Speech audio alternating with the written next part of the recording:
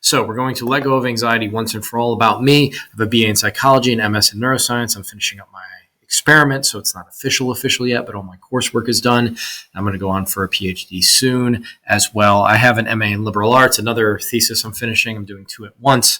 It's an individualized study, and it's going to be on the philosophy of consciousness.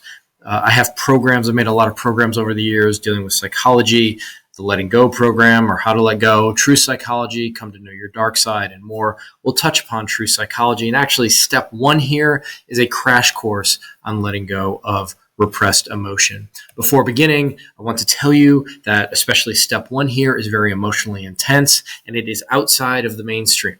I'm hoping to change that in time by doing some research on the letting go method that I practice, so it becomes more mainstream. But as always, I will tell you to talk to a mental health professional. I am not a mental health professional. I'm merely offering advice. I do hold degrees in psychology and neuroscience. I have taught this method to tens of thousands of people now, online and in person. And most people who get the method, who use the method, they swear by it. They come back to it. They give me testimonials. They write me letters. So a lot of people really like the method. And honestly, we're just dealing with your own emotions. Okay. So the only difference is we're going to go very, very deep into those emotions, deep into what feels like in the unconscious, right? Whatever's happening in the brain might not be exactly the same as what we feel subjectively. Maybe there's something different going on in the brain. What I mean by that is, when we say we have repressed emotions, what it feels like is the emotions are stacking up, right? They feel like they're building up within us and they have to come out. Our neurons, like firing together and getting thicker and thicker connections. Is the brain actually like storing emotion that way? Maybe it's possible. I have another theory that I think is happening that I'll touch upon as we go. But when I say consciousness is holding on to these emotions, I'm saying it from two perspectives. That one, maybe that is true in some way, that consciousness somehow stores emotions. But I'm also saying that subjectively what we experience, that's absolutely true. If what's happening in the brain is different from what we subjectively experience, I don't think it really matters, quite frankly. So just to keep that in mind, again, not a mental health professional, and always talk to a mental health professional. The symptoms and signs of anxiety, we talked about having low anxiety, medium anxiety, and severe anxiety. So maybe you fall somewhere in one of these categories. Maybe you go back and forth between medium and severe. If you have severe anxiety, I've worked with a lot of people who have cured themselves, healed themselves, and just know that it does take time, but it's still the fastest way. So this isn't going to be an overnight thing to get rid of this anxiety. But if you do it, it is the fastest way, in my experience, to follow these 10 steps. And I always tell people, I never like anything that says 10 steps, something that ends in a 0. But I swear I made a list of the steps, and there were 10. If there would have been 9, I would have put 9. If there were 11, there would have been 11. There were 10 steps. And it was good to actually write these down because I've used them with so many people, but to organize them, to give them a layout and put them in order of importance. And I try to put them in order of importance. I actually switched recently, step 2 and 3, and we'll talk about that. But if you have severe anxiety, you could have insomnia, chronic nightmares, digestive problems, fear of death, fear of a diagnosis. A lot of people have anxiety, are scared to go to the doctor because they're going to hear that they have cancer or they're losing their mind or something. There'd be fear of crowds, fear of people, fear of humiliation. So severe anxiety, some of these symptoms will drift into medium anxiety. And some people just, you work with, some of you have no anxiety, but you want to understand emotion. You want to understand the unconscious, and maybe you help people. So a lot of people take these courses. They are healers, they are therapists, they are counselors, and it's just another tool in your arsenal. These steps will be more tools in your arsenal, I should say. And the newest tool, I think, will be the letting go tool. And it's not letting go like you typically think of letting go. It's a little bit different. It's a little, like, as I said, more intense. So let's just go through some more symptoms. A lot of people have anxiety, especially when it's severe. They feel tired and wired, like they're pressing the brake and the gas at the same time. They're extremely exhausted, but they can't sleep. They fear they're going crazy. They might have insomnia, paranoia, pacing, self-blame. They're furious a lot of the times. They're envious that other people are normal. That makes them mad. It makes them frustrated. They feel like life isn't fair. They can become scared of doctors. Like I said, you're scared to go and hear that you're going to die. Some people have anxiety and they need to be near the hospital, right? Just in case, right? Your anxiety can really take It can send you in a bunch of different directions. You can have strange, violent, and sexual impulses. You can have bizarre thoughts. You can have some people I work with have the feeling of a bubblehead. They feel like their head's bigger than their body. If you've never had severe anxiety, some of these will be like, what are you even talking about? But if you've had severe anxiety, I know I'm talking to you and you recognize some of this. There could be a sense of doom. There's the fear of it never ending. And that's a big thing we got to let go of, the fear of it never ending.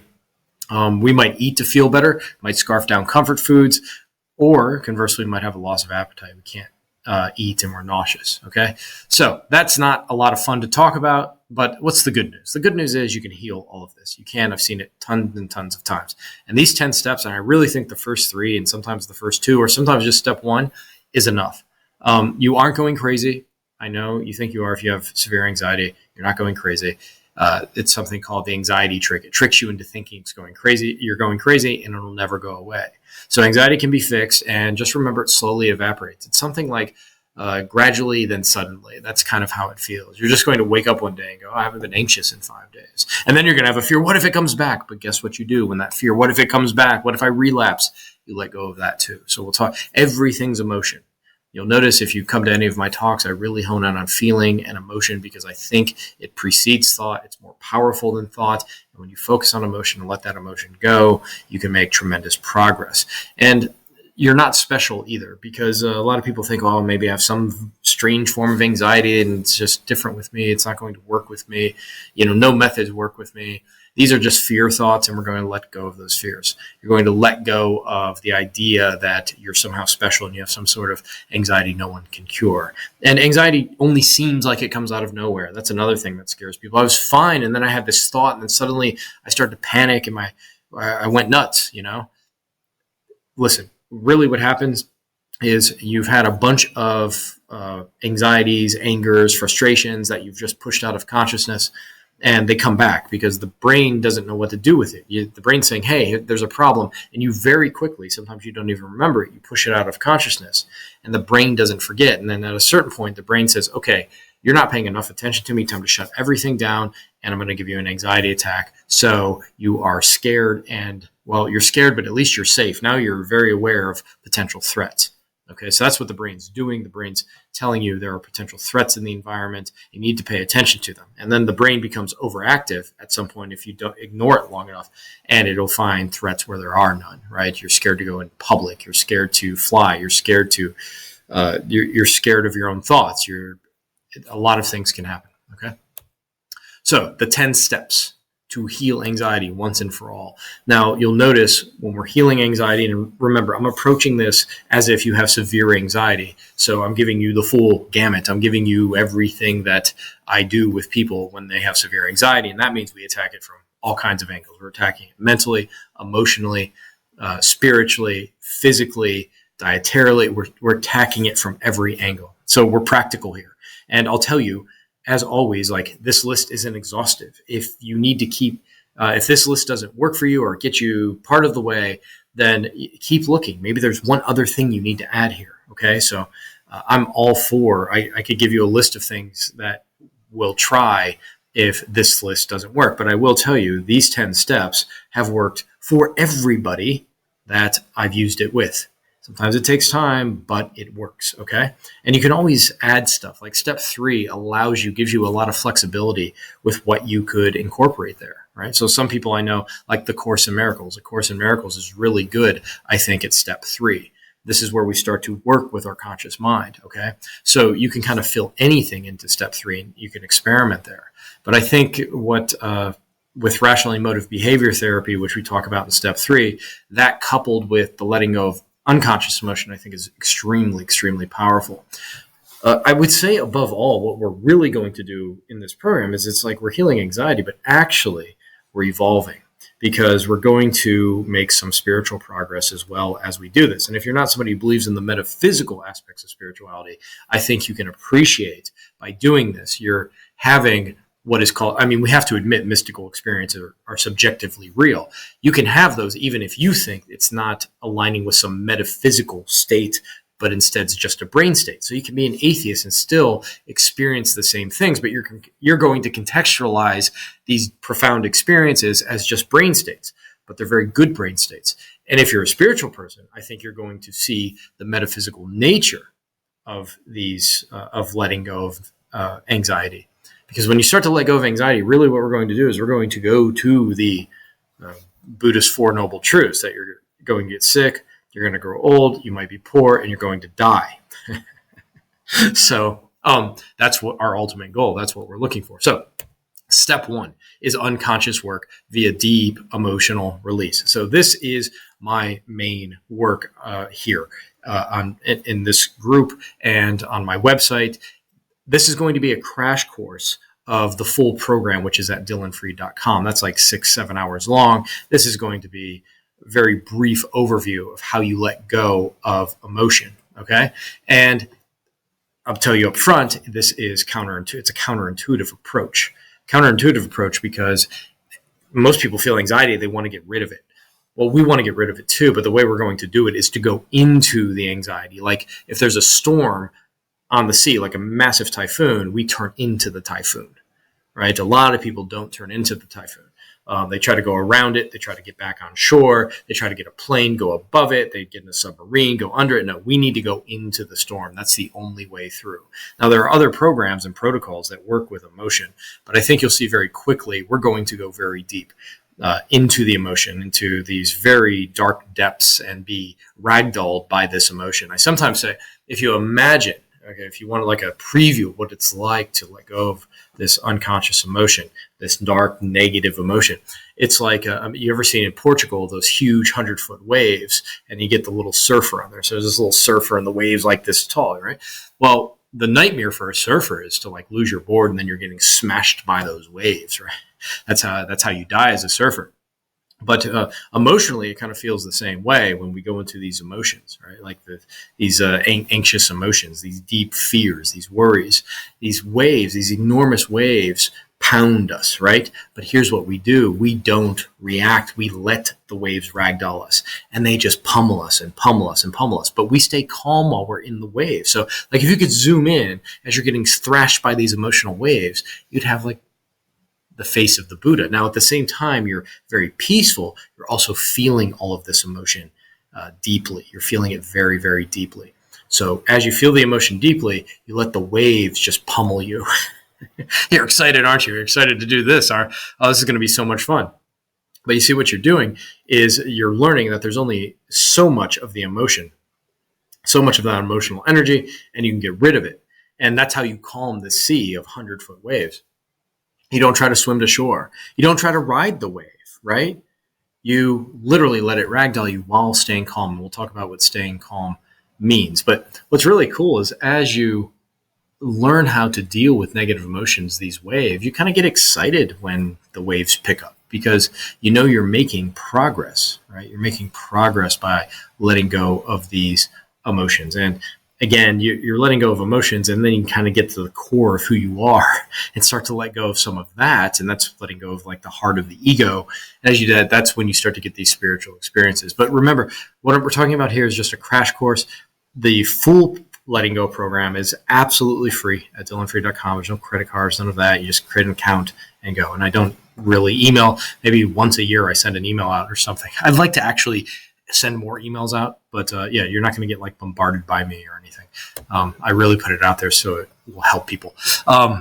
So step one, I think it's the most important step for a lot of you. This is the only step you're going to need. Step two, we'll talk about your diet. And so step one and step two, I used to have step three as step two, but I've seen so many people release emotion and change their diet and get rid of anxiety that for me, that's step one and two. And then you can add step three as an option. Step three for me is a lot of fun. It's where we use our conscious mind. But here we're going to let go of anxiety. And when we say we're going to let go of anxiety, we're going to ask for more anxiety. We're going to feel more anxiety. And when we say we're going to feel more anxiety, we're going to get to the roots of anxiety. We're going to deal with our death. We're going to deal with the death of those we love. We're going to deal with loss of reputation, of embarrassment, of losing our minds, of going crazy, of ending up in a padded room, of losing our relationships, losing our love life, losing our family connections, losing our property, our money, our job, our place in society, right? We're going to deal with loss of order in society. Some people I work with are in war zones, right? We're going to deal with chaos, right? All of the anxieties, all of the fears, all of the worries. We're going into all of that. And it's not about, I'm going to talk about bringing up images and stories, but the reason we bring up images and stories and words is to get to the emotion. It's all about the emotion. And what we'll find, and we'll talk about this shortly, is these emotions come in layers and then they start to loop. And it seems like when you first start to release emotion, they're just going to loop and loop and loop, and it'll never end. But as you do this, they actually do run out, right? The emotions run out and you go free of, as they say, the filthy world. That's from Cyrano de Bergerac, to go free of the filthy world, right? The filthy world is our negative emotions. We get rid of those, and then suddenly we're kind of floating above the world. So we need to let anxiety come up. And sometimes the anxiety that comes up, it just feels like pure anxiety with no source. That's okay too. We could just feel it. We can ask for more of it. The key here is we don't let it turn off. We look at what we don't wish to look at. And by look at, I mean feel the emotion. So usually what I do, and again, this is a crash course, is I just start typing my worries. Right. So if I had anxiety, I'm worried I would never heal. I'm worried I will be stuck here forever. And then I might, you're not journaling here. You're just typing to get the feelings coming up. And then I'll say forever, forever. And then petrified, terrified, hell. I feel like I'm in hell, the pit of hell. And I'm feeling this terror, right? Absolute terror. And then you just keep listing the worries. I'm worried I'm losing my mind. I'm losing my mind. I'm so embarrassed that I'm having anxiety. What do people think of me? I thought of myself as strong. I feel like I'm weak. You feel all of this fear, right? This is just for you. Don't worry about it, right? You just say, I'm worried I'll never laugh again. I'm worried I'm stuck here. I'm worried, what if, I know people who say, well, I'm worried if I die that the anxiety will follow me into the afterlife, right? So the fears and worries just keep coming up, and you let them come up. And at first, you're going to be scared to death to do this because you're scared of fear. But once you no longer fear, and you know how to go into fear, to go into worry, allow it to come up, allow your mind to go crazy and put out all of these crazy thoughts and images, you can start to let go of the emotion. Now, what we'll talk about, it's very important, is as we feel this emotion, we stay calm.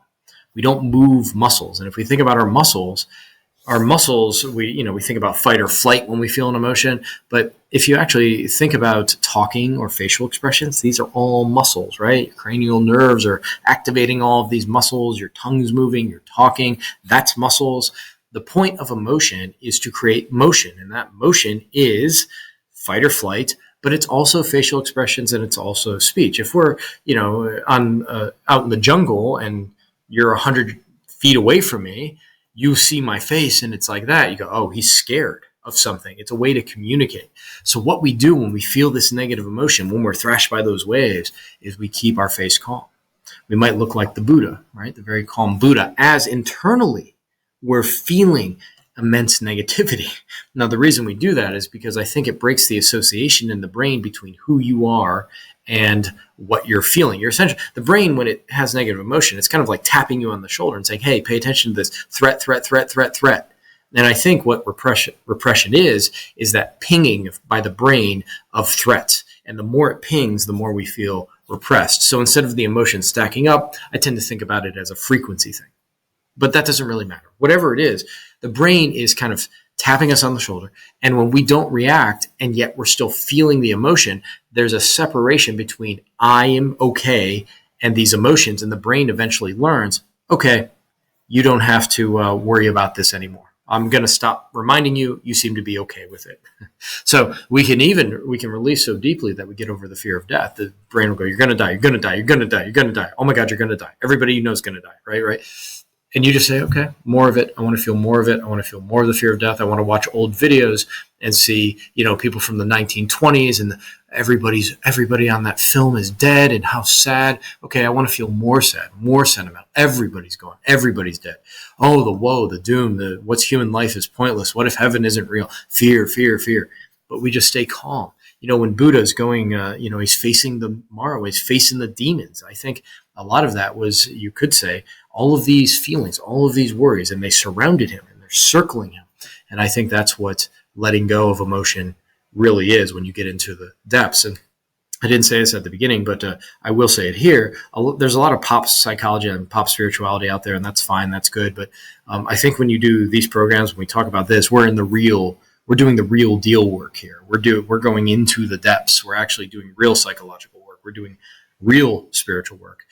This isn't the spiritual work of, manifest your destiny and all that sort of stuff. It's which is fine. It's all good. It's healthy. I'm not saying that's not an aspect of this, but we're kind of going into the, like you could say you're kind of conjuring the dark night of the soul here. You're doing real spiritual work. And when you come out the other side, you smile more and you have a fearlessness of death, or at least a greatly diminished fear of death, of sickness, of poverty. You laugh. People think you're weird because you laugh at things that normal people don't laugh about. So you make a lot of progress by dealing with these emotions, and you start to separate your sense of self from these negative emotions. I just want to reiterate to that as we're typing these things, we're not journaling, okay? We're feeling. So if you look at when I type, and I do this release every morning, it's usually just like a word, like it could be taxes, and I write taxes, and then I feel all the anxiety associated with that. Or I could write anxiety, fear, rage, sentimentality is something I've been releasing on. You start to, as you do this for a long time, you start to become, like you start to care about humanity. And one of my teachers told me that, and I thought, well, that seems weird. I have so many problems personally. There wasn't a whole lot of care about humanity itself, but there's this level that comes up where you have this sentimentality and love and nostalgia for humanity and this concern for the well-being of humankind, and you got to let that go, which is very hard to do. But so when you read my notes, it's not journaling. I'm not laying out a story. I'm just trying to get to the emotion. Okay. And we talked about emotion exists to get you to move muscles, and that's why we stay calm. And that's kind of the key. You stay calm while you're feeling the emotion. You could say spiritually, if you meditate, you become the witness and you feel at the same time you're the witness, you're feeling the emotion. You could look at it physically again as breaking that connection between the sense of self and the brain, right? You're okay, even though the brain is pinging you. And then the brain eventually, I compare it sometimes to like a dog that gets a new toy. At first, when you start to let the emotion come up, the brain it's like a dog with a new toy, just won't leave it alone. It just keeps grabbing it, throwing it, and wants to play. But, if you ever watch a dog after 2 weeks with the same toy, the first 2 weeks, it's like manic with the toy. And then it sees the toy, plays for a few minutes, and it leaves it. And then it loses interest. And that's kind of what we're doing with the brain. We're letting the brain grab onto all that emotion, throw it at us, and we just kind of sit there. And then eventually the brain learns that we're not going to play along. We're okay with it. I'll say this because a lot of people who come to my seminars are spiritual people, and they say, what if I attract this? If I think about this stuff, if I feel this stuff, I'm going to attract it into my life. Well, what we want to do is notice immediately, one, that there's just a fear. It's another emotion that comes up. If you look at your thoughts, notice there's always emotion there. It's always emotion which gives rise to thoughts. Even something like 2 + 2 = 4, I've been thinking about this. Like you say 2 + 2 = 4, and if you notice, you say that underneath that thought is a feeling of like calmness and certainty. There's a feeling there, even with like mathematical statements. It's like something I know. Or if you see a math equation you don't know, very often you'll feel anxiety and you're like, I hate high school math, right? So there's emotion everywhere, and it's emotion that's primary. Our thoughts are just kind of on the surface of a bunch of emotion, this cauldron of emotion. And that's why trying to change your thoughts, which is what a lot of people try to do, they try to reframe it, they try to meditate out of it, which is a form of changing your thoughts or getting beneath your thoughts, all of that. It's weak compared to dealing with the emotion, the feeling of existence is where it's at. And the second thing I'll say about the fear of attracting this into your life is like you have to give the universe, God, your unconscious, whatever you believe, whether you're a believer or an atheist, a little more credit that it knows your intention. Your intention isn't to manifest this. Your intention is to get rid of this. And just notice these fears that come up. The brain's constantly coming with fears. It's like, what if I do this and this happens, right? The what ifs, we'll talk about that in a moment. These what ifs just start coming in. You need to recognize those and let go of those. You can't let these emotions run your life, right? And this is why I think this method's safe, because it's your emotions. It's what's inside of you, right? You're not going into the brain and generating more emotion. It's emotion that's already there. It's things that the brain's already worried about. That's like it's very easy for the brain to produce because It's saying these are threats, that you could get sick, that you could die, that the world isn't safe. There's carcinogens out there. There's crazy people out there. There's car accidents. There's plane crashes. There's viruses. There's the threat of nuclear war, right? So the brain has all of these emotions already within it. You haven't processed it. You haven't broken that your sense of self away from the physical body and the mind. If you read any great spiritual literature, what they're telling you is you're not your mind and you're not your body. Well, what holds the sense of self to the mind and body? And in my opinion, it's not thought, it's emotion. That's the glue. Negative emotion. And it's negative because it had to be. You don't want to get angry at anxiety. Anxiety kept you alive on the plains, right, in the Serengeti as our species evolved. So we can give thanks for anxiety. We want to evolve spiritually, and we want to live a calm and peaceful life. And you always have the option. Another fear that comes up is, what if I let go of my anxiety and fear, and I no longer am able to achieve anything? Like, I use my anxiety and fear. And you always have the option to use your lower emotions. You always have the option to use fear and anxiety. I work with athletes. I made a program called the Killer Instinct Program. And in that program, I talk about how, a lot of athletes, great CEOs I talk to, they're a little paranoid. They use the fear of the competition, right, getting the better of them to keep them working hard. So it's totally okay to consciously choose to use some of this emotion. But I will say there's nothing you can achieve without love instead of fear. So instead of fear that your competition's outworking you, you can simply have love of what you do. And if you really love what you do, you'll put in plenty of work. Now, I will say, I think a blend is very useful at times, to be like 95, 99% based on love and excitement for your own path. And then 1%, I'll show those guys. Somebody said I couldn't do it. There's something to that as well. There's a great poem I use in the Killer Instinct program called The Spirit of Buffalo County. And it basically says, somebody said that it couldn't be done. And then the guy says, well, with a chuckle, I reply, maybe it couldn't, but I would be one who wouldn't say so till I tried. So I buckled right in with the trace of a grin on my face. And then I got to work, right? Proving somebody wrong. So look up The Spirit of Buffalo County, or check out the Killer Instinct program, because I talk about it in there. So you can use these emotions if you want to. But if you're trying to get over anxiety, we want to transcend fear. We want to transcend anxiety as much as is humanly possible. Now, look, I've released for years, it's almost 20 years now, right? Emotion. And I'm not saying if I go to the doctor tomorrow, they say you got 6 months to live, I'm not going to feel nothing. Maybe. I mean, that's possible when you release. But I'm probably going to feel these emotions. Now, I've done a lot of work, so I'm going to get over things much faster. Like, I just went through a breakup, about a 10-year relationship ended, and I was over it in 7 days. And I don't say that to brag. I say that to point out that I was somebody who had a very hard time getting over a relationship that lasted 2 weeks, right?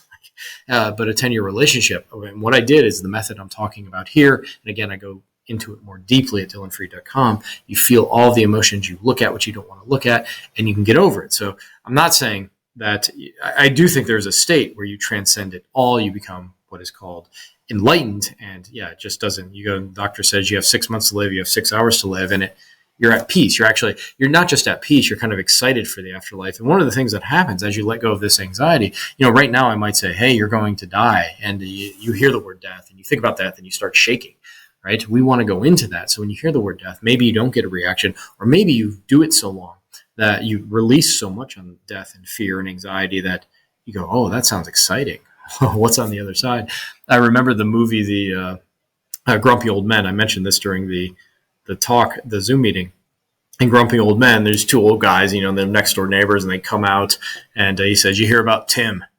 And the other neighbor says, no, what happened to Tim? He goes, he died. These two old guys. And then the other guy goes, lucky bastard, right? And it's kind of funny because you can release so much when you hear somebody dies, you go, lucky bastard. They're on the other side. They've graduated. So it's like a celebration. It doesn't mean, if somebody close to you dies that, you're all smiles, but there's a part of you that's certainly excited for them.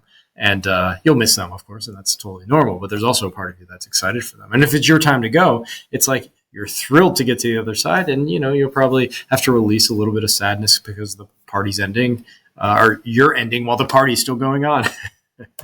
But I want to point out that what we're talking about here, when we're talking about letting go of emotions, not the same as what most people think of as releasing emotion. There used to be this thing called primal scream therapy, where you'd go in a room and just scream as loud as you can and get in touch with, like, species angst or something, who knows.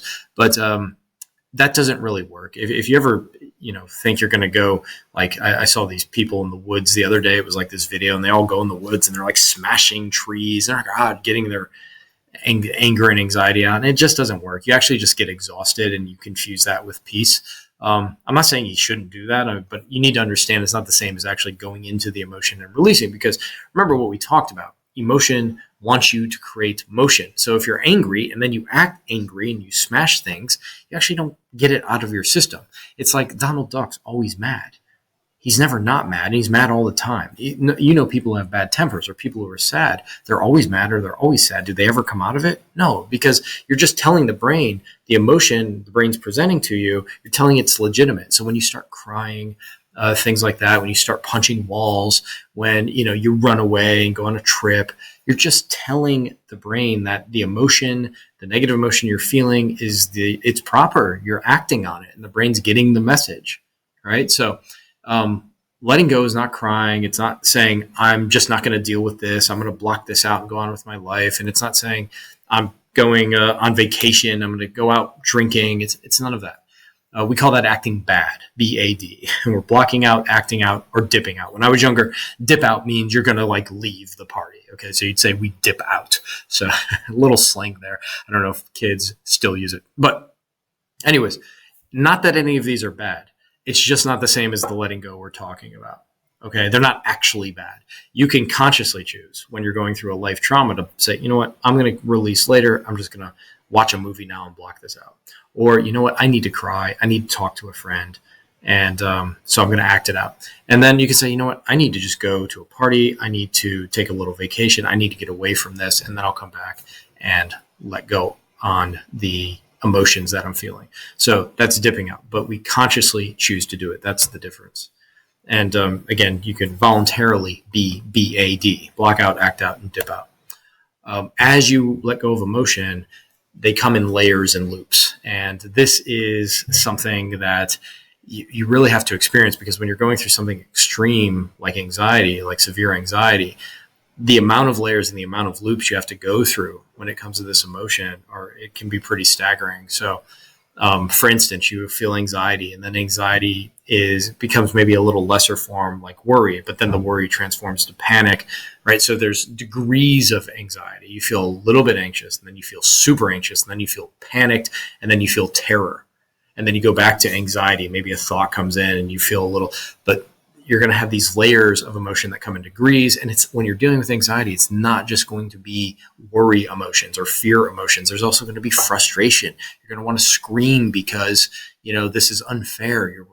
Life's going by, right? You're going to have the fear of it lasting forever, the fear of going crazy. You're going to feel guilt because you're weak because you have anxiety. And then you're going to feel ashamed because, well, people looked at you as strong and now you're like a shell of yourself. So these layers of emotion are going to come up, and we're going to allow them to come up. Okay. You're going to have the fear of going crazy. So guess what you're going to do? You're going to imagine yourself in a padded room. You're going to imagine the ambulance taking you away. They're injecting you with, like, any fear you have. You're going to let it come up, let the story play, let the images play. But remember, it's not about the story as much or the images as much as it is about the emotions. Get in touch with the emotions, allow them to come up, and then recognize that these emotions will loop. You just don't go through this one time. They're going to keep coming up, okay, over and over and over again. And when it's really severe, you might have to do this for a few months, right? But I've never seen anything, quite frankly, last more than 3 to 4 months if you really approach this and go to work with it, okay? And notice as you do this, you might feel like you're going to feel sadness on top of this because you're going so much into these emotions. So you let go of the sadness. Notice the emotions on the periphery as you release. We talked about the what ifs, and we'll mention those again. Like, what if this doesn't work? What if this actually makes it worse? What if we just release those emotions too? See, it's all the emotions. It's all emotions. And the emotions become things that repress us and keep us from releasing. So as the what ifs come up, we have to keep letting them go, and they're going to loop. So you're going to feel rage and panic, rage and panic, rage and panic. And then it's like fear, rage, panic, frustration, fear, rage, panic, frustration. And then panic, frustration, shame, guilt, panic, and then it's back to rage, panic. They'll layer and they'll loop. and you're going to go very deep. So again, this is probably why a lot of people don't do this. It's very intense. You need to go into the layers and loops and go all the way through everything you don't want to look at.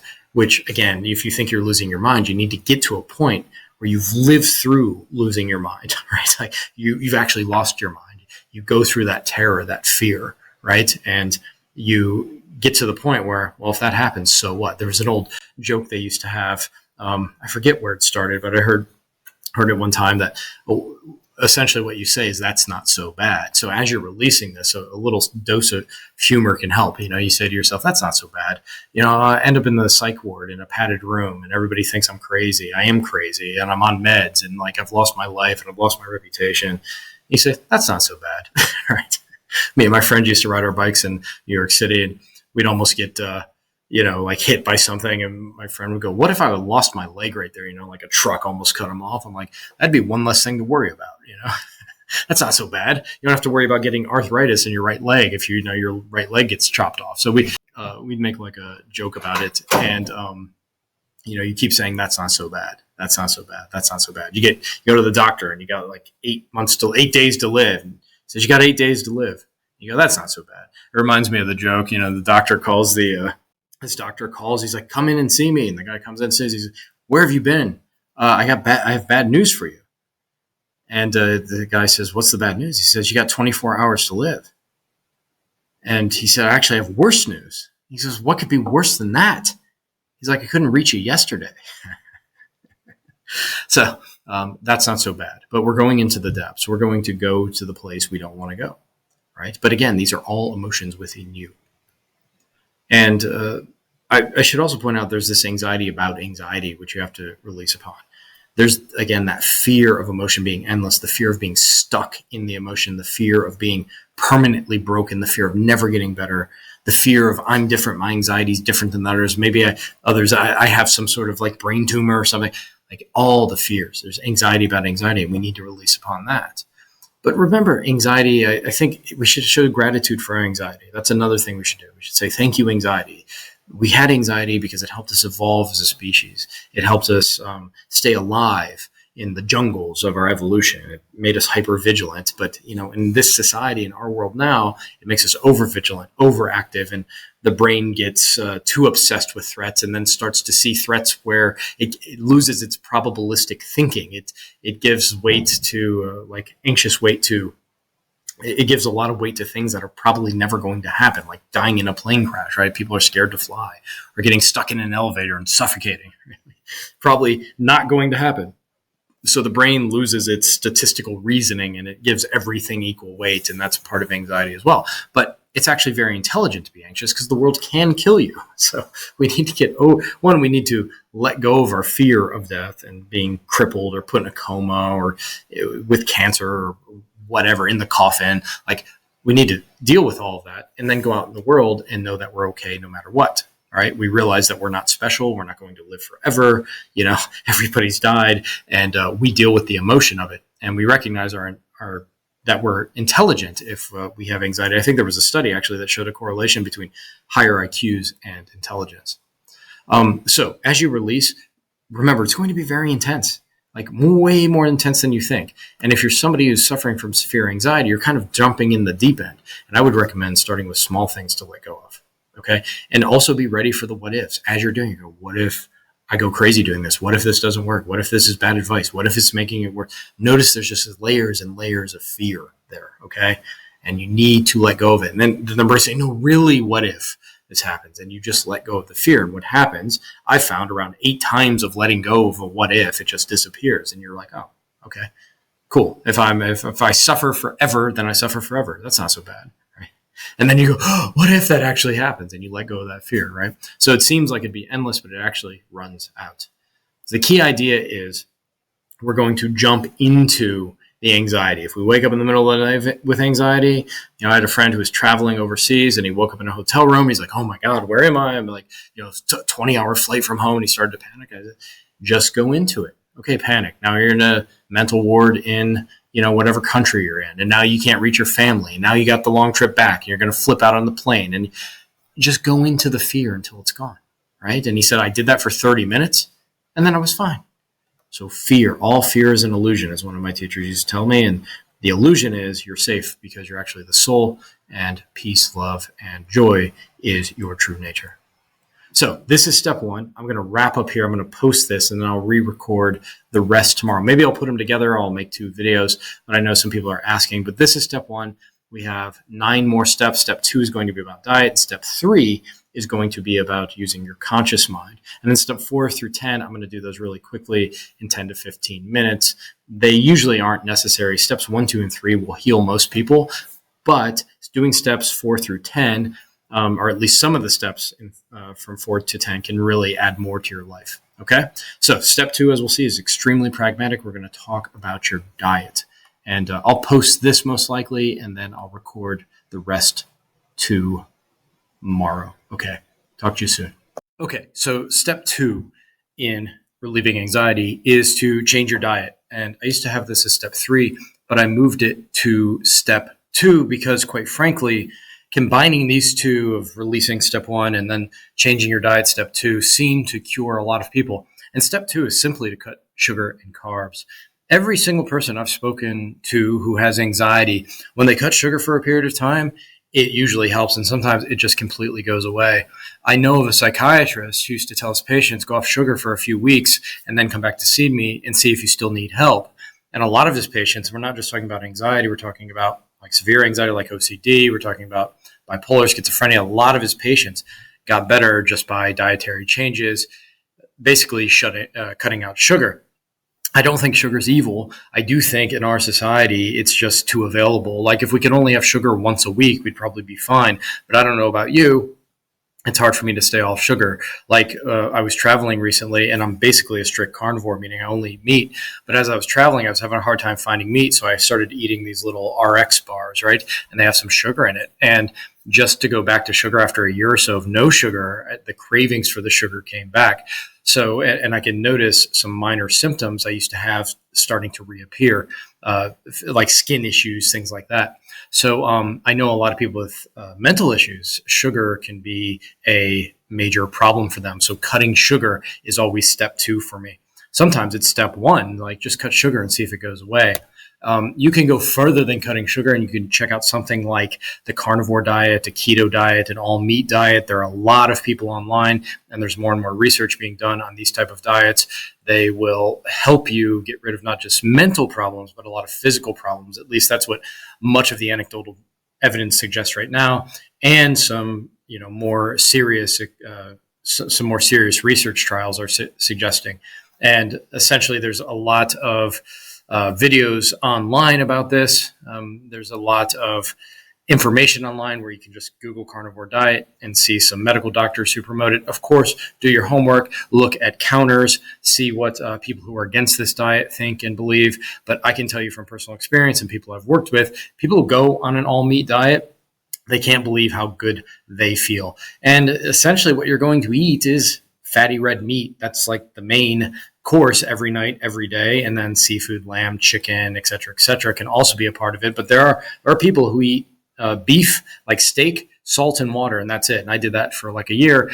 And you'll notice that a lot of your symptoms go away. At least that's what I've seen. Now, there could be downsides to this. Maybe it causes heart problems in the future. A lot of people who are in the carnivore community think that's not the case, actually, and that a lot of the studies that show red meat cause cancer and heart attacks and so on and so forth, that it's actually just bad research, like really bad research, and that humans were meant to eat meat. I will tell you, if you do an all meat diet early on, watch for digestive issues. It can take a few weeks for your digestive system to adapt to not using carbs and using fat. You might have some sleep issues at the beginning, and there will be massive cravings for carbs as you go all meat, but it's something to consider. The basic idea behind a carnivore or meat only or meat heavy diet is that human beings essentially evolved eating meat. That was our main choice of food if we could get it, and we only ate fruits in a certain period of the year. It wasn't year round, at least for most human beings who didn't live near certain in hot spots where there was more fruit year round. Most humans ate meat only or fruit only seasonally, and they eat meat year round or as much as is possible. They only ate roots and things like that when there was no meat to be found. So the idea is human beings, when they're back in the caveman days, when they paint their cave walls, they're not painting plants, they're painting the hunt, because the hunt was so important. They wanted meat, they wanted fat. Of course, again, talk to a healthcare professional, a nutritionist. Not every nutritionist agrees with this. I just wanted to share with you something that's worked for me and people I know. I used to be a vegan. I was a vegetarian. I was a pescatarian, like a vegan for many, many years, vegetarian for many years, pescatarian for many years. And quite frankly, on an all meat diet, I can't believe how much better I feel. If you look at the human record, the fossil record, what you find is humans have high nitrogen isotope levels. Nitrogen isotope levels indicate that if they're high, that you were eating a lot of meat. And I've seen or heard a study that found that wolves from 100,000 years ago, 250,000 years ago, compared to humans, had lower nitrogen isotope levels, which means humans were actually eating more meat than wolves. Okay, you can look at our anatomy, the way we can throw things, the way our eye can track prey. It's an indication that, of course, we use this for defense and fighting and so forth, but also for the hunt. You can look at our dental record. You can notice our taste buds, how we react to meat. We also react well to sugar, of course, but that's because when we could get sugar, we would eat it. If we found honey, we would eat it. But the availability of sugar today is just too much for most of us to control. And that's why we cut it out completely. If you can handle doing it once a week or something, I'm sure you're fine. I can't. It's a slippery slope with me. If I have sugar one day, I'll have sugar the next day. Like with these little bars I'm eating, I'm slowly tapering off of them after eating them when I was traveling. It's hard to let go of the sugar, right? It's hard to let go of it. So what can you eat if you try carnivore? The base, really, if you're serious, you're going to eat mostly beef, like beef and bacon, some butter. Eggs can be a part of it. Lamb, goat, elk, pork, fish, chicken, duck. Some carnivores have a little bit of fruit. Some carnivores have some veggies, but most carnivores will avoid sugar as much as possible. Seed oils, grains, gluten, soy, processed food, nuts, seeds, and sweeteners. But again, you can. There's varying levels of carnivore. You can be all meat. You can be some meat, some fruit, some nuts, some seeds. Sometimes I'll have olives or something if I'm out. So you can kind of structure it the way you like. At first, you hear, "I'm only going to eat meat." That sounds so boring. And the first week or about the first 6 weeks I did carnivore, it was kind of empty. I didn't realize how much I was eating for emotional purposes. And you're like, oh my God, it's only meat every night. And then after you get through that period, all you want is meat every night. You actually start to truly enjoy it. So that's a recommendation for you to cure your anxiety, to help with your anxiety. Just eat meat. There has been a few studies, and there's more research going on around carnivore and keto. There was a Harvard study in 2021, and notice I underlined and italicized and bolded survey. It's a survey study, okay? So keep that in mind. But it was over 2,000 participants who followed a 6 months pretty strict carnivore diet. And some of the things they found, 100% of the diabetics came off their injectable medications, 92% of diabetics came off insulin, 84% of diabetics came off all oral medications. And there is some sort of link between diabetes and anxiety and mental illness. Just you can explore that if you want. Inflammatory markers went down. There was a 90% improvement in all diseases, and the average weight loss was 20 pounds. Again, this was a survey, but it was from people who were strict carnivores. There are questions that I'm sure would come up, or that are going to come up as you think about the carnivore diet. You're going to worry about your cholesterol. In some carnivores, LDL does go pretty high, but there are a lot of carnivore proponents who say actually LDL is very healthy for you. And well, there's a debate there. You'll learn about the myth of fiber if you go deeper into this, and some other things. A great book on mental illness and a keto carnivore diet is Brain Energy by Christopher Palmer, who's a Harvard psychiatrist. He thinks when you look at mental illnesses, a lot of the symptoms overlap, and that really, if you start to get into mitochondrial function, and mitochondria, we've heard that one from high school. Mitochondria is the powerhouse of the cell, right? You probably remember that. Everyone remembers that because might is in mitochondria, might, power. That's why everyone remembers it.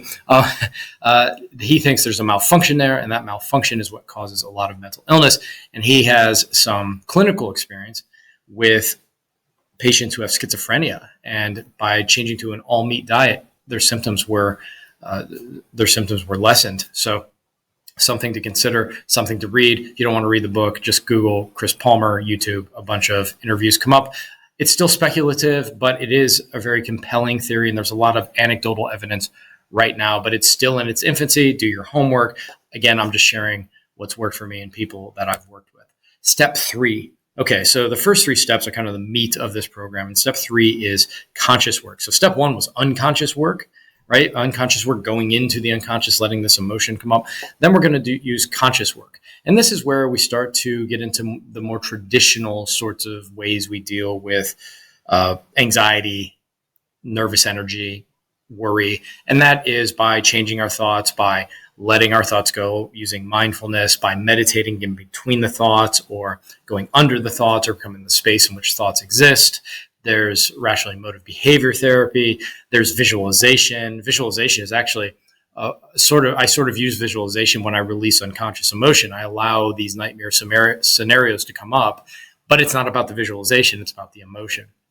Okay. But we can also deal with our thoughts here because our thoughts can be let go and we can find the space between thoughts. Usually in meditation, what happens is you find the silence between thoughts, or you become the space in which thoughts exist, or you just find this moment of silence where the mind goes quiet, where thoughts disappear. And that's extremely peaceful. The problem is, again, underneath that meditative state is all of this emotion, in my opinion, that hasn't been dealt with. You could look at it as karmic if you're spiritual too. It's not just your personal emotion. There's like collective emotion there. There's emotion from other lifetimes and just the emotion that is part and parcel of being a human being. So I know people have meditated for years and they still fly off the handle. They still have a temper and they're so frustrated. They don't understand how they could meditate or practice mindfulness for so long and still have these bouts with depression, anger, and anxiety. And it's my contention that because you haven't gone underneath the conscious mind into the cauldron of repressed emotion, that that no matter how much you meditate, it's very hard to actually achieve a permanent peace and actually change your personality. But when you couple letting go with the emotion that's underneath consciousness, and then you get into a meditative state, it becomes a more permanent meditative state. And what you'll find is the more you let go of repressed emotion, you become so calm that you live in a meditative state. You walk around almost in a meditative state. But these are conscious practices. And by conscious, I mean we're manipulating thought in some way. Even if in meditation, we're trying to go beyond the thought, it's still thought focused. There's a form of meditation where you try to go beyond the feeling, which is essentially, you could say, what I teach. You can also engage in positive thinking and affirmations and body language. This is sort of like a Tony Robbins thing where you sit up straight, you get an in state and you say, I can do it or whatever. And it's very powerful. But again, if you don't get to the core of the emotion that's underneath consciousness, you're just fighting it. You're always going to feel like you're fighting against yourself. But if you let go of the negative emotion and then you flood yourself with positive conscious thoughts, which can also bring up positive emotion, this is how you make radical change very quickly. But I say step 3 is optional because sometimes when you let go, the deeper you let go, your thoughts just kind of naturally change. Your body language naturally changes. As you let go of anxiety, you'll notice your forehead gets like smooth, right? In the Course in Miracles, I think it says, you can tell the advanced masters, by the calm forehead and soft eyes. And that starts to happen as you let go of negative emotion. But when you first start letting go of a negative emotion, it might follow you. I mean, you might feel like the negative emotion is kind of like sticking to you because you have so much to let go of. And that's why it's always good, I think, after I release, every time I do this thing called an avalanche, where I just flood my body and my mind with conscious, positive thoughts, beautiful imagery, humor, spiritual readings. So it's release the negative and then flood the positive. It's like you clear out a little bit of the toxic landfill underneath the soil, and then you start planting things in that soil. So that's how you can look at this. You can engage in reframing. You can shift from being guilty and mad at the world to grateful, and you can have a growth mindset. Some people, what they find is you start practicing gratitude in the first few weeks. It works really well. It's easy to think of things to be grateful for. But have you noticed 3-4 weeks into practicing gratitude, suddenly you no longer feel the gratitude or you don't feel it as deeply? That's something you can release on to keep the gratitude practice fresh. So every day, as you give thanks, you still feel it. If you let go of the emotion underneath, you can continually feel gratitude. Everybody I know who does like a gratitude journal, when you first start it, it's extremely powerful. But like 6 months in, it's like, yeah, I'm writing down that I'm grateful for this, but I don't really feel the gratitude anymore. You need a break, and then you come back and you feel the gratitude again. The way to keep that feeling of gratitude going is to let go of the unconscious emotion underneath that can block the feelings of gratitude. I will say also, I'll move my face here a little bit. There is something to just remembering what anxiety is if you have severe anxiety, to just say, I'm having an impulse, I'm having an intrusive thought. And you just go, it's just anxiety. That's all it is. Knowing the symptoms of anxiety can certainly help you deal with anxiety. Just knowing the symptoms, to be able to label, this is just anxiety. There's no need to panic. I know what it is, right? I still practice rationally emotive behavior therapy, which was started by Albert Ellis. And essentially, he said we have sane and insane thoughts. So an insane thought would be something like, I must succeed. If we feel like we must succeed, we must be important. This creates stress. This creates, hormones that we don't want to feel. And essentially, it can burn us out and make us crazy. So we want to counter an insane thought with a sane thought. Instead of I must succeed, we say, I'd like to succeed, but I don't have to. That little shift there in conscious thought is extremely powerful, right? You might even notice that you start to feel better just saying that to yourself. I'd like to succeed, but I don't have to. You can feel the stress fall off of you. Now, the problem with just saying that is, again, in the unconscious, you've done nothing with the pent up feelings of desire for importance, the feelings of I must be great. You've made a little change mentally, which diffuses the emotion a little bit, but it represses the rest.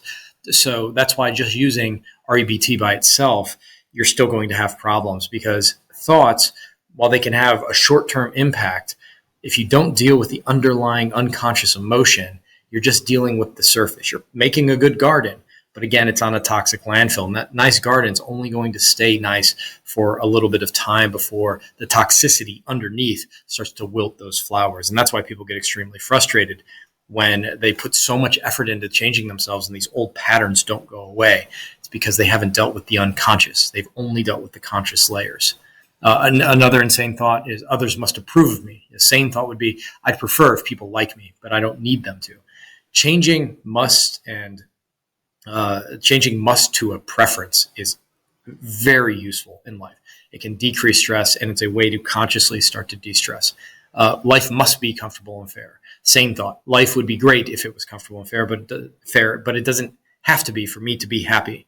Insane thought. Everyone is going to die, including me. How can we act normal? Life's a tragedy, right? The same thought would be, everyone lives on after this life. How can everyone not be excited to live and to die? Ooh, there's a sane. Is that a sane thought, right? Like, some people think it's wishful thinking. I'll talk a little bit about this therapy that I came up with called truth psychology, where I think you can start to hone in on metaphysical truths using your conscious mind and your feelings. So these needs aren't really needs. When we say I must succeed, right? We say it like I must have water, I must have oxygen. And quite frankly, it's just a preference. It'd be great to be famous. It'd be great to be rich. I don't have to be happy. It'd be great to never be sick, but I don't have to never be sick to be happy. I can be happy while I'm ill, right? I can smile through my illness. You really can, right? But we put these demands on ourselves with these insane thoughts, and it creates stress. So we want to start to, as we release emotion, change our diet. We also want to start to consciously change what we think, change our conscious thoughts. So in REBT, you're going to remind yourself that I don't have to be loved. I don't have to be comfortable. I don't have to be perfect. I don't have to be physically safe. I don't even have to be alive. Now we're getting down to, like, remember the core I talked about of like psychological and spiritual work. Like, we need to deal with the fact that we have physical bodies and they're going to die and get sick. And we need to deal with death, because underlying all severe anxiety is that fear of leaving this mortal coil. And you know what? You're not just going to shuffle off this mortal coil. You're going to dance off of it. If you go deep enough, you can become excited about death. It sounds crazy, but as you release, I think you end up finding the truth of your real nature, which is that you were never born and you never die. You start to understand the Bhagavad Gita. You start to understand the Tao Te Ching. You start to understand certain passages in the Bible, right? So deep release gives you spiritual insight. I'll remind you of something Albert Ellis said that is always funny and everybody laughs when you hear it. He said we need to not masturbate, okay? And we should not should all over ourselves. We use should too much and must too much. Replace that with preferences. Or if you feel like there's something you should have done, you just say, I have a small regret, no big deal. Smile and move on, right? Really what we're doing with this is we're letting go of conscious thoughts that embolden and keep locked in place the repressed emotion. Because when we say, I must be loved, that's telling the brain to hold on to everything that fears loss, hold on to feelings that are negative that we want to get rid of. Another thing we can do consciously is if we actually have a fear of, say, planes or elevators or going into a crowd, we can gradually expose ourselves to those places. So there's gradual exposure that can help you develop courage. It can help you realize what you thought was scary isn't really that scary. It's something you can handle. Actually, when we release repressed emotion, one thing we're doing is we're mentally, via visualization, exposing ourselves to the things we fear, and we're trying to encourage more of the feeling to come up. So you could look at releasing emotion as a form of gradual exposure using our imagination to and feeling to experience the things that we fear. One other thing you can do with your language and your thoughts is to be very conscious of the language you use. For instance, you may awfulize is something that Albert Ellis and REBT people talk about. You make things worse than they are. You say things are absolutely horrible and horrific when really it's just a minor delay or annoyance or something. So you get very precise with your language, which again is sending a signal to the brain that we don't have to worry about these emotions that you keep bringing up of these worries of fear, of threat, of anger. You bring all of this, the unconscious is constantly bringing these to consciousness, and we can, again, for a short period of time, diffuse them with the proper conscious thought. The real work has to be done by going into those emotions and letting them come out. But it also helps to have ways to diffuse the emotion really quickly if we need to, and watching our language when we don't say something's an absolute catastrophe when really it's just a minor bump in the road. I'll talk very briefly about true psychology. It's something I developed to help people, I think, hone in on metaphysical truth. And if you're not a spiritual person, I think I can make the case that even if this is sort of like, you might say this idea is sort of wish fulfillment thinking or wishful thinking, the psychological truth is that it makes us feel better. So even if you're somebody who denies the metaphysical reality of what I'm talking about, and I'll explain in a moment, hopefully you'll see that there's something psychologically true, and it's psychologically true because it makes us feel good. It makes people around us feel good. It can make us excited to move to the other side. It can make us feel like the future has a possibility of making amends for things that we messed up on, things that seem like they cannot be fixed. We have a feeling that they can be fixed. So what am I talking about? Well, in true psychology, what we do is we look for feelings that feel good now, that would feel good into the future, and would feel good for everybody if they held those feelings. So there's sort of, if you follow philosophy, there's sort of a Kantian categorical imperative. The categorical imperative essentially says act in such a way that you would will it for the rest of the world to act. Okay, so we're looking for a feeling that would feel good if everybody felt it, right? So let's just do a quick example of what I'm talking about with true psychology. It's a way to consciously change your thoughts to start to align with what I think is metaphysical truth. You could say, does it feel good to think that I and everyone I love will die? Does that feel good? Not really, right? All of my pets, everybody's going to die. Now, to counter that, does it feel good to think that I and everyone I love will live on in some other form? Well, yes, that feels good. And then when I talk to people, sometimes they'll say, well, okay, sure, maybe we all live on, but what if heaven is boring? I mean, what are we going to do the whole time when we're in heaven? It makes no sense. I say, well, how does it feel when you think heaven is boring? And they'll say, well, it feels bad. And I'll say, what would it feel like to feel good about heaven? And they would say, well, heaven wouldn't be boring, and there's like an endless adventure or something in heaven, right? There's an endless expression of the infinite nature of God. And I say, how does that make you feel, not to be bored in heaven? They'll say, good. And I say, would that feel good forever if that was true? And they'll say, yes. And I said, would it feel good if that was true for everybody, that everybody would have an exciting, excellent time in heaven living on forever? And they'll say, that feels good. And I say, well, that maybe that's the truth. That's why I call it true psychology. Maybe our feelings can actually align us with truth. Would it feel good to do crack cocaine? Probably. People get addicted to crack cocaine. Would that feel good forever? No. Right. Would it feel good if everybody did that? No. Okay. So you could see, so we say that's false. And when we think heaven is boring and it feels bad, we think to ourselves, that must be false. It must not have a reality.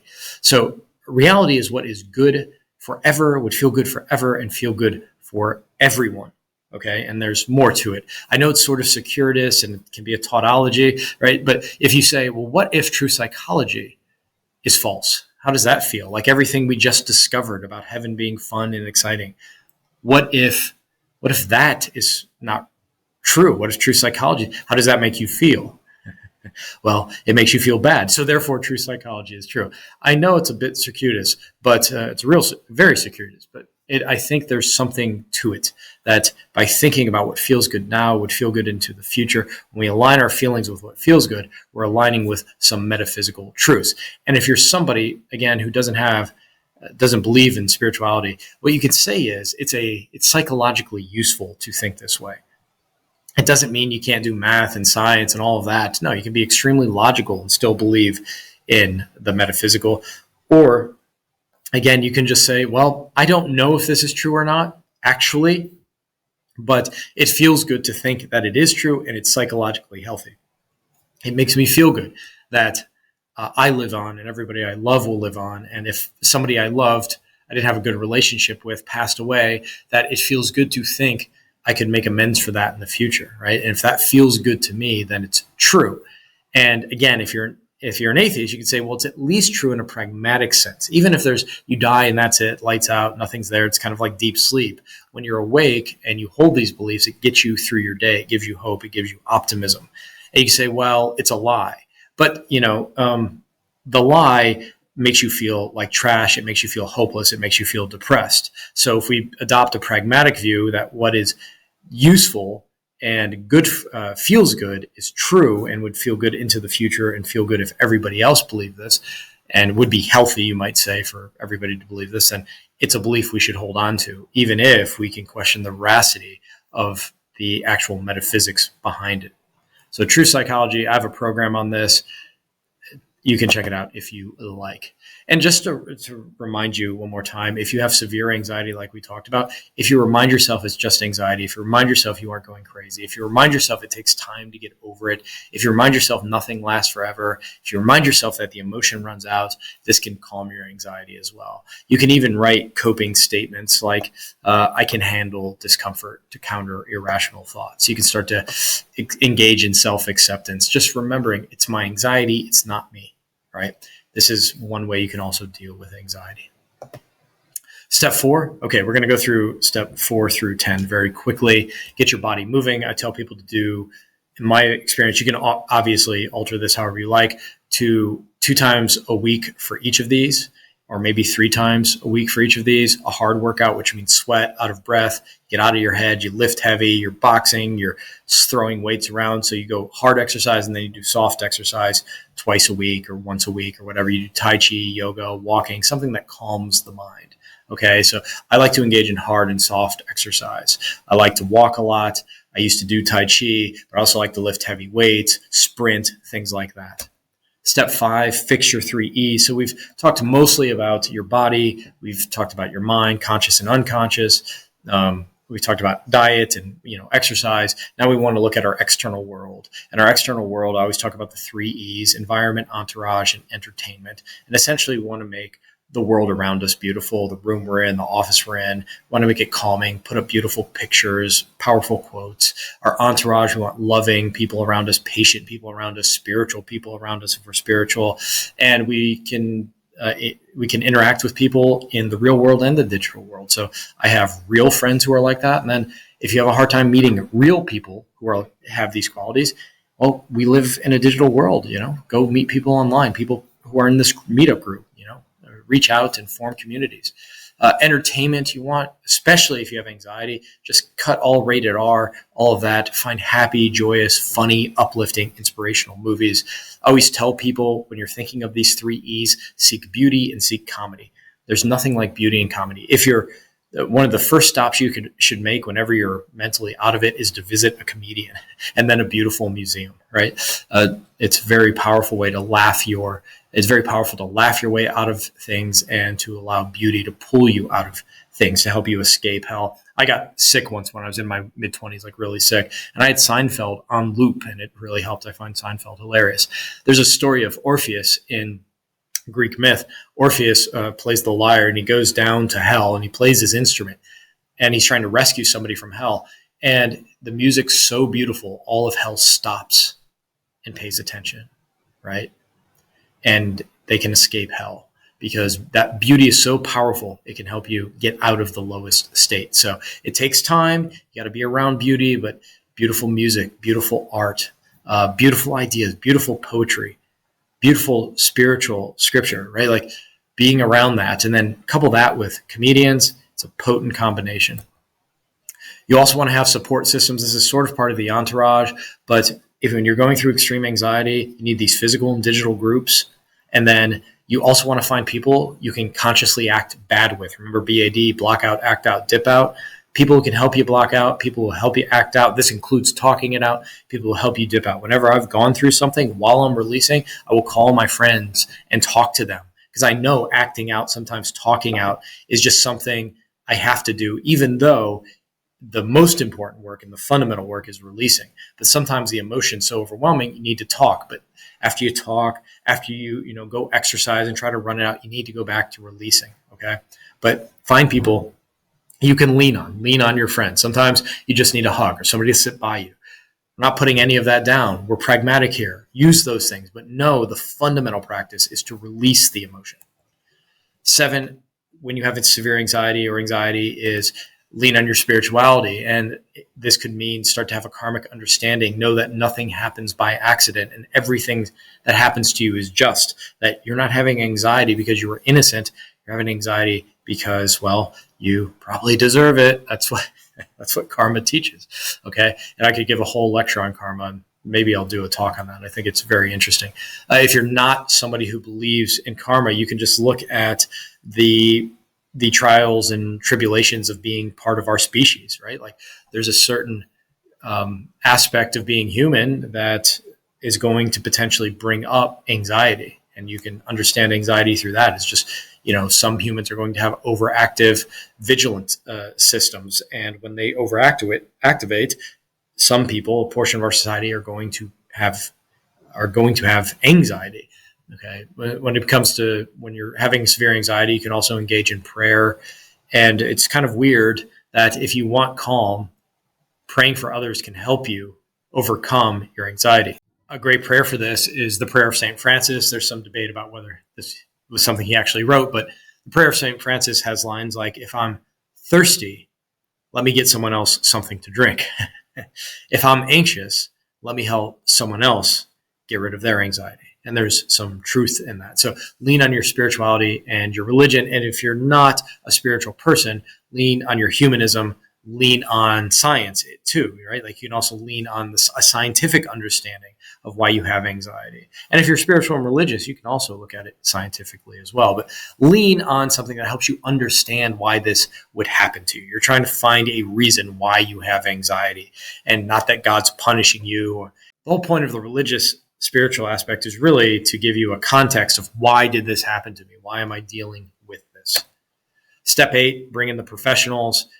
As I said earlier, I think everyone, especially if you have severe anxiety, should have a mental health professional, a clinical psychologist, a psychiatrist, someone you talk to, someone who can help you get through this. You should have an actual professional to work with, especially if it's severe. And after you do steps 1 through 3, you're still struggling with it. And maybe even if you're doing well, you should still have a therapist. Form a team of people who can help you. Now, keep in mind the letting go technique, step 1 that I talked about, is not something most therapists know about. It's not mainstream. I'm definitely trying to change that. But either way, there are professionals out there that can help, and they're probably going to attack it from a level or step 3. They're going to do a lot of conscious work with you.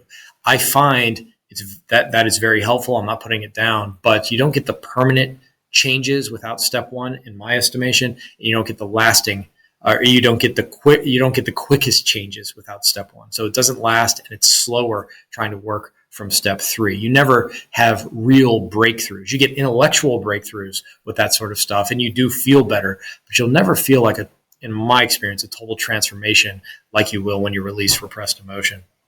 And always be open-minded when it comes to professional help. Look at Eastern and Western approaches, traditional and holistic approaches.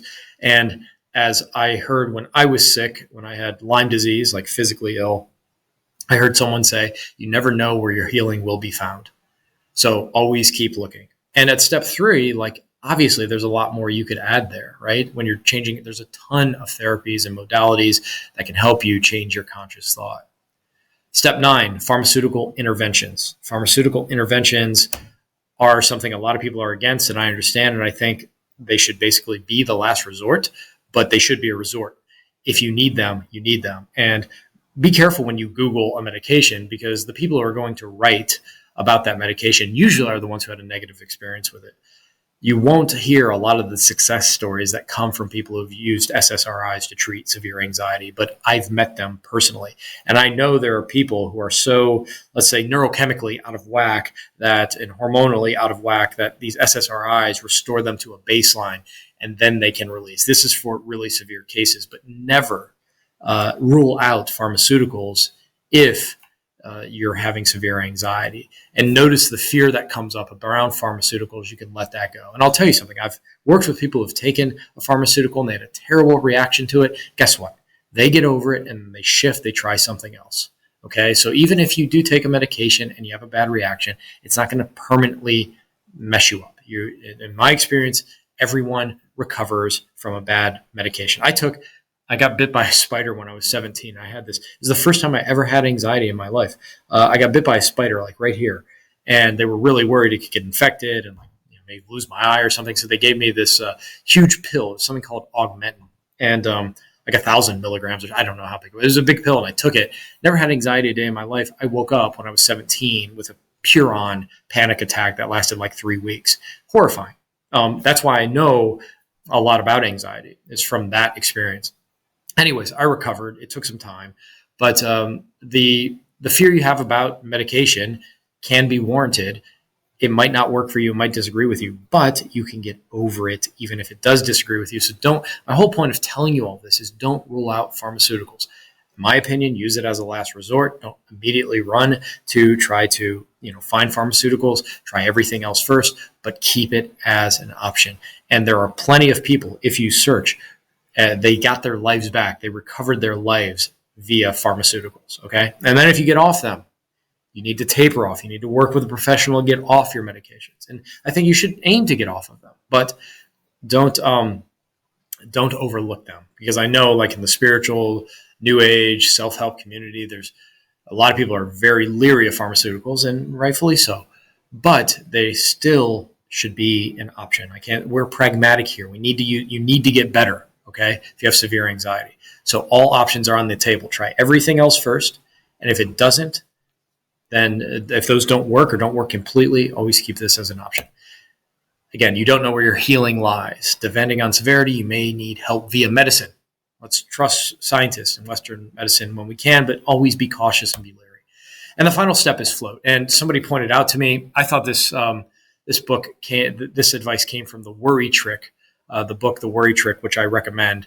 And the idea is floating. And Claire Weeks was somebody in one of the talks told me that Claire Weeks was the person who came up with the idea of floating.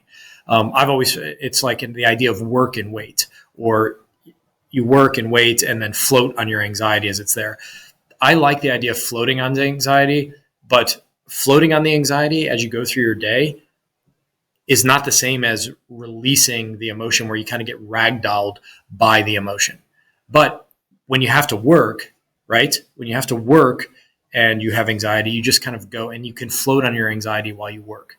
Another option, which I talk about in the full program of letting go, is backgrounding, where you feel the emotion in the background as you go about your day. I think there's two options you can do. You can float on the anxiety, or you can background, and you can go back and forth. Sometimes you float on the anxiety until it dissipates, right? I think it goes faster if you background and let it ragdoll you, right? You get rid of it faster. But essentially, what I like to do is float on the anxiety.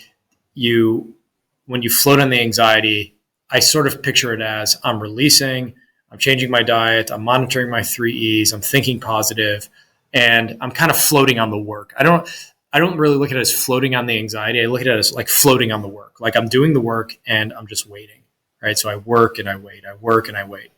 So another thing is, like, I know this seems like a lot right now. Like there's a lot of steps here, but it just becomes second nature. You release every day, and then you learn how to release in the moment. Once you change your diet, and that's set in stone, you don't have to think about it. And then you have like a practice for your conscious thoughts, right? And you just do your conscious thoughts. Then you get your exercise routine. That's on automatic, right? And then you also, if you have a professional, you work with the professional, get your environment set up, right? And then all of this becomes automatic. And the only thing that requires effort is just sticking to the routine. But it just becomes part of who you are. Releasing for me is every morning. Working out about every day for me. I don't think about it. It's just part of who I am. And then being positive, it becomes a routine as well, to have that avalanche of positive conscious thoughts. My diet's on automatic, except for trying to get rid of these bars that I'm eating, right? So it doesn't feel like work. At the beginning, it feels like work because it's all new. You're adding all of this stuff, but it becomes habitual. It becomes a ritual, okay? But essentially, the final step is just be patient. That's what step 10 is. When I say float or wait and work, it just means be patient as you engage in these steps. And gradually, but then suddenly, the anxiety disappears and you realize, oh, I'm gone. I'm anxiety free. And if the anxiety comes back up, you just release it and go about your day. So you become a master of letting go of the negative energy of emotion. And I think the more meta point here is, you're doing more than healing anxiety. You're making spiritual progress. You're becoming mentally healthier, emotionally healthier, physically healthier. Your thoughts will improve as you let go of negative emotion. They're going to improve because you're also consciously changing your thoughts. You're improving your diet. You're getting physically stronger. You're getting physically healthier. Your world via the 3 E's is becoming more beautiful and harmonious and humorous. You're becoming more conscious, more aware. You become more empathetic because as you go into your negative emotion, you understand where other people are coming from and what they're going through. Now, you're getting to know your unconscious. You're engaged in shadow work, actually, when you go into these negative emotions. You're realizing how tough you are as you do this because you can handle any emotion.